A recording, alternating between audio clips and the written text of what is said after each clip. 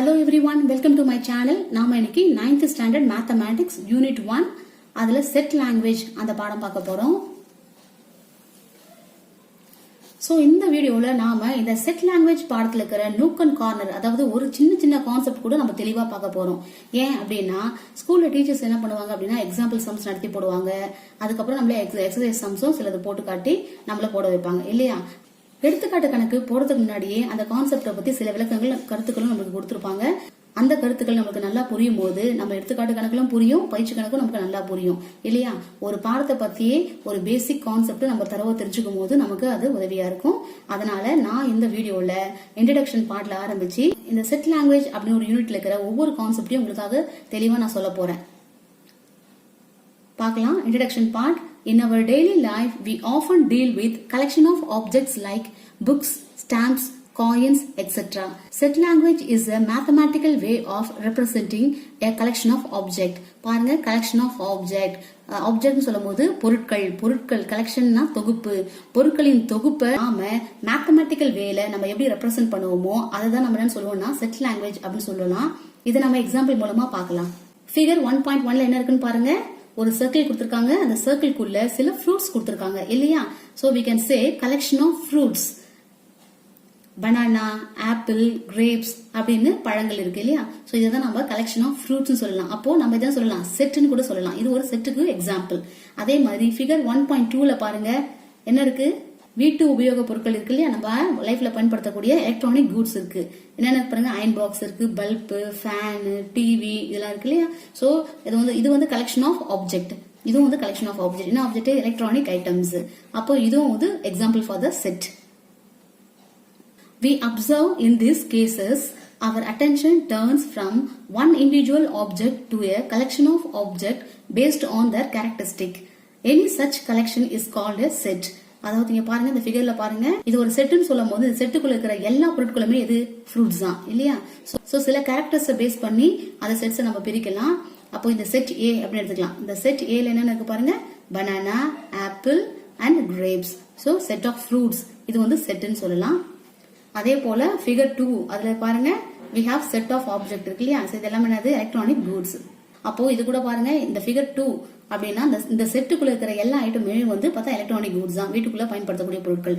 இந்த ஃபிகர்ல இருக்கிற எல்லா ஐட்டமே வந்து ஃப்ரூட்ஸ். சோ செட்ஸ் என்பது சில கேரக்டரிஸ்டிக்ஸ் பேஸ் பண்ணி நாம அதை செக்ரிகேட் பண்ணி தனியா ஒரு குரூப்பா எழுதுறது தான் செட்ஸ். 1.2ல செட் கொடுத்திருக்காங்க. A set is a well defined collection of object.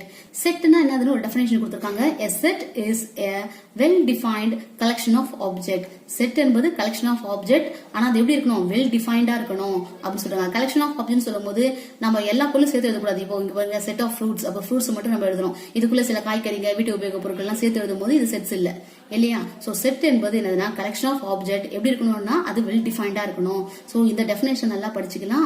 So இந்த செட்னு ஒரு பாடத்தை நீங்க ஃபர்தரா 10th-ல 11th-ல 12th-ல காலேஜ்னு சொல்லிட்டு எல்லா இடத்துலயும் நீங்க படிக்க போறீங்க. அப்போ செட்ஸ்னா உங்களுக்கு நல்லா புரியணும். A set is a well defined collection of object. The object of the set are called its members or elements. ஒரு செட்னா அதுல என்ன இருக்கும் சொல்லிருக்கேன், கலெக்ஷன் ஆஃப் ஆப்ஜெக்ட்ஸ் இருக்கும் இல்லையா.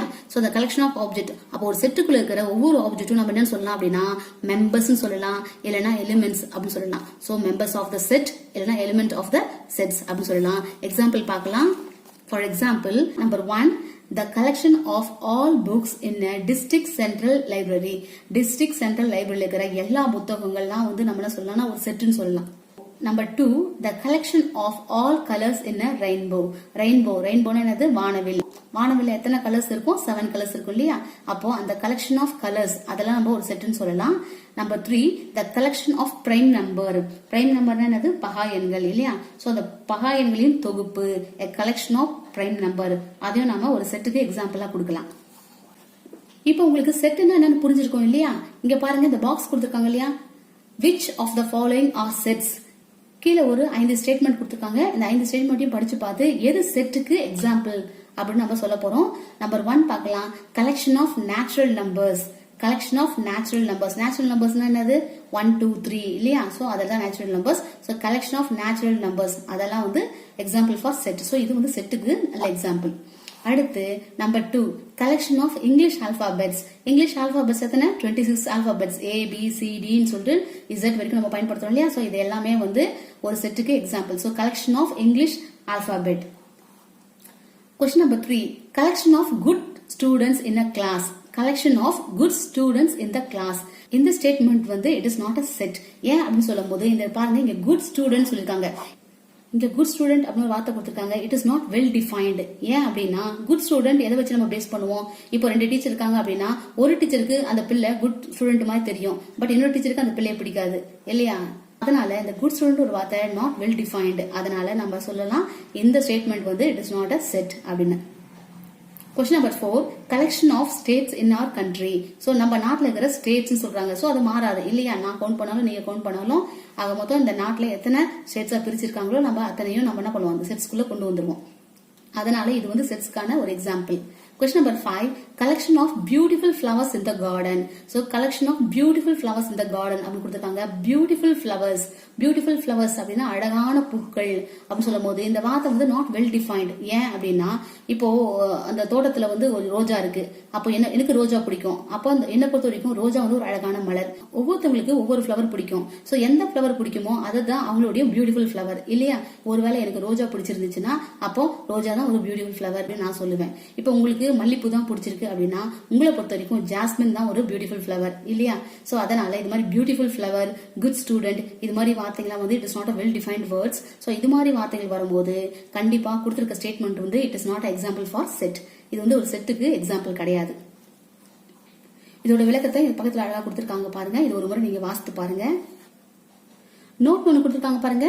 அதுல first point elements of the set are listed only once. அதாவது ஒரு செட்னு சொல்லும்போது செட்டுக்குள்ள நிறைய எலிமெண்ட்ஸ் எழுதுவோம் இல்லையா. அந்த எலிமெண்ட் செட்டுக்குள்ள எத்தனை முறை வரணும்னா ஒரு முறை தான் வரலாம் அப்படின்னு அர்த்தம்.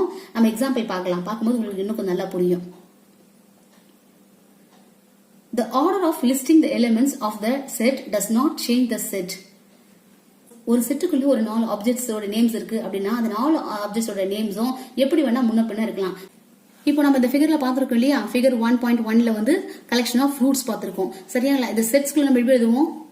Banana comma apple comma grapes அப்படின்னு நம்ம எழுதுவோம். ஒருவேளை உங்களை எழுத சொன்னாங்கன்னா நீங்க என்ன பண்ணலாம்? சம்டைம் நீங்க கிரேப்ஸ் அதுக்கப்புறம் ஆப்பிள் அதுக்கப்புறம் பனானா அப்படின்னு நீங்க எழுதலாம். நான் எழுதக்கூடிய ஆர்டர் வித்தியாசமா இருக்கு, நீங்க எழுதக்கூடிய ஆர்டர் வித்தியாசமா இருக்கு.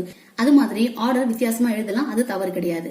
ஆனா பனானாவே 2 முறை எழுதக்கூடாது. பனானா கமா பனானா இல்ல பனானா ஆப்பிள் கிரேப்ஸ் அப்புறம் ஒரு பனானா அப்படி எழுதக்கூடாது. ஏன்னா ஒரு செட்டுக்குள்ள ஒரு எலிமெண்ட் ஒரு முறை தான் வரும். அதே மாதிரி செட்டுக்குள்ள இருக்கிற எலிமெண்ட்ஸை நம்ம எந்த ஆர்டர்ல வேணா எழுதிக்கலாம். முதல்ல ஆப்பிள் எழுதிட்டு அடுத்து கிரேப்ஸ் எழுதிட்டு அடுத்து பனானா எழுதலாம். அதுவும் தவறு கிடையாது. The order of listing the element of the set does not change the set. இல்லையா உங்களுக்கு இது புரிஞ்சிருக்கும்னு நினைக்கிறேன். இல்லைன்னா இன்னொரு எக்ஸாம்பிள் பார்க்கலாம். The collection of 1, 2, 3, 4, 5, 6, 7 அதாவது நம்பர்ஸ் எழுதியிருக்காங்க. as well as the collection of 1, 3, 2, 4, 5, 7, 6, 8 அப்படி கொடுத்திருக்காங்க. இங்க பாருங்க இங்க கொடுத்திருக்கிற எண்களும் இங்க கொடுத்திருக்கிற எண்களும் ஒரே ஆர்டர்ல கிடையாது. இங்க வந்து 1, 2, 3 சொல்லிட்டு நம்ம as usual ரெகுலர் ஆர்டர்ல இருக்கு. இங்க பார்த்தனா ஷஃபிள் ஆயிருக்கு. 1க்கு அப்புறம் 3 வருது, 3க்கு அப்புறம் 2 வருது. அது மாதிரி நம்பர் ஷஃபிள் ஆயிருக்கு. ஆனா இங்க இருக்கிற நம்பர்ஸ் எல்லாமே இங்க இருக்கு பாருங்க. இங்க 1 இருக்கா, இங்க 1 இருக்கு, இங்க 2 இருக்கா, இங்க 2 இருக்கு பாருங்க. சோ அந்த ஆர்டர் வந்து ஒரே மாதிரியா இல்ல, பட் இங்க இருக்கிற எண்கள் எல்லாமே அங்க இருக்குது இல்லையா. சோ அது மாதிரி நம்ம எழுதலாம்.